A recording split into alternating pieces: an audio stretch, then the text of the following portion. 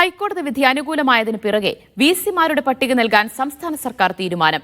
സാങ്കേതിക ഡിജിറ്റൽ സർവകലാശാലകളിലേക്ക് 3 പേർ വീതമടങ്ങുന്ന പട്ടികയാണ് രാജ്ഭവന് കൈമാറുക.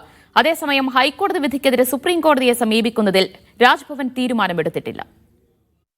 സാങ്കേതിക സർവകലാശാല വിസി കെ ശിവപ്രസാദിന്റെയും ഡിജിറ്റൽ സർവകലാശാല വിസി സിസ തോമസിന്റെയും നിയമനങ്ങളാണ് ഹൈക്കോടതി തള്ളിയത്.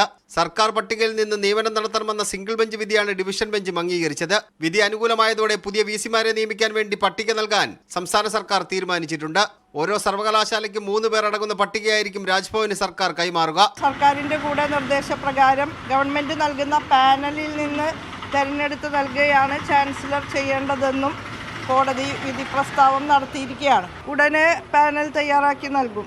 കേരള വിസി മോഹൻ കുന്നുമലിനെതിരെ ഉന്നത വിദ്യാഭ്യാസ മന്ത്രി ആഞ്ഞടിച്ചു.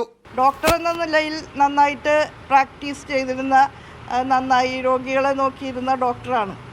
പക്ഷേ അക്കാദമികമായിട്ടുള്ള ഒരു വിശാല വീക്ഷണം അദ്ദേഹത്തിന് ഇല്ല എന്നുള്ളതാണ് അദ്ദേഹത്തിന്റെ വാചകങ്ങളിൽ നിന്ന് തന്നെ വരുന്നത്. അതേസമയം ഡിവിഷൻ ബെഞ്ച് വിധിക്കെതിരെ സുപ്രീം കോടതിയെ സമീപിക്കാനുള്ള ആലോചനയിലാണ് ഗവർണർ.